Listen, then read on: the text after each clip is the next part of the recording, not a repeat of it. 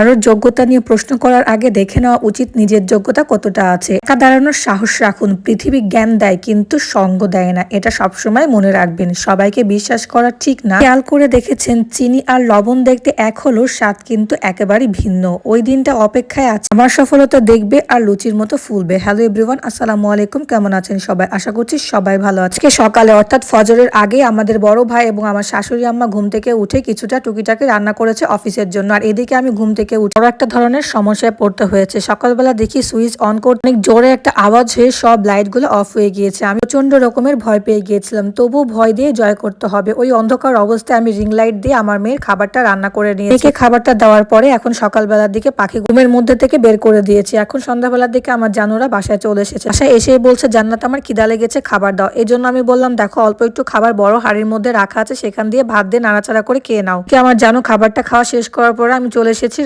রান্নাঘরে অনেক কিছুই রান্না করা হবে। এখানে ছিম আর আলু দিয়ে পেঁয়াজ কলি দিয়ে ভাজি করা হবে এবং বড় মাছ আরো একটা তরকারি রান্না করা হবে। বড় মাছ দিয়ে আলু সিদ্ধ করা হয়েছে, আলু সিদ্ধ দিয়ে বড় মাছটা রান্না করা হবে। সাথে টাকি মাছটা ভুনা করা হয়েছে। টাকি মাছটা একেবারে রান্না করা হয়েছে। এখন টাকি মাছগুলো আমি রুমে নিয়ে যাব, এই জন্য রান্না করা শেষ হওয়ার পর তরকারিটা ডাইনিং এ নিয়ে গিয়েছে। ডাইনিং এ নিয়ে যাওয়ার পরে দেখি এখানে অনেকগুলো কলা রেখে দেওয়া হয়েছে, কারণ কলাগুলো অনেক মজার, দেশীয় কলা দেখে মনে হচ্ছে। অনেকদিন পরে কলাগুলো নিয়ে আসা হয়েছে। আজকে পাখির খাঁচাগুলো পরিষ্কার করে দিয়েছি কত সুন্দর ভাবে, কিন্তু পাখিগুলো এমন নোংরা পরিবেশ করে কি আর বলবো। পাখিদের খাবারগুলো দিয়ে শেষ করে চলে এসেছি বিছানার দিকে, কারণ বিছানা আজকে সারাদিনে খুবই এলোমেলো এবং অগোছালো হয়েছিল। এই জন্য খুব ভালোভাবে বিছানাগুলো সুন্দরভাবে পরিষ্কার করে নিচ্ছি, কারণ বিছানা এলোমেলো থাকলে আমার একেবারেই ভালো লাগে না। এই হচ্ছে আমার বিছানার ফাইনাল লুক, একেবারে সুন্দরভাবে গুছিয়ে নিয়েছি। বিছানা গোছানো শেষ করে চলে এসেছি আমার মেয়ের খাবারগুলো বক্স করার জন্য, কারণ এই খাবারগুলো আমি 2 দিন ধরে খুব ভালোভাবে রোদে শুকিয়ে নিয়ে এখন চালগুলো পরিষ্কার করে আমি বক্স বন্দি করে রেখে দিব, যাতে করে অনেকদিন ধরে আমার চালগুলো ভালো আর একটা কোটার মধ্যে রেখে দিব। এই জন্য ছোট্ট কোটাটা ভালোভাবে মুছে ধুয়ে নিয়েছি। এই কোটার মধ্যে আমি সব অল্প অল্প করে রাখি, কারণ বড় কোটার থেকে সবসময় নিয়ে রান্না করা আমার জন্য খুবই অসহ্য মনে হয়। এই জন্য আমি ছোট্ট একটা কোটার মধ্যে সবসময় রেখে দিই। এখন বাসায় সুজিও শেষ হয়ে গিয়েছে, এই জন্য আমি সুজির চালটা খুব ভালোভাবে টেলে নিচ্ছি, কারণ সুজির চালটা টেলে নিলে মোচমোচা হয় এবং ব্লেন্ডার করতে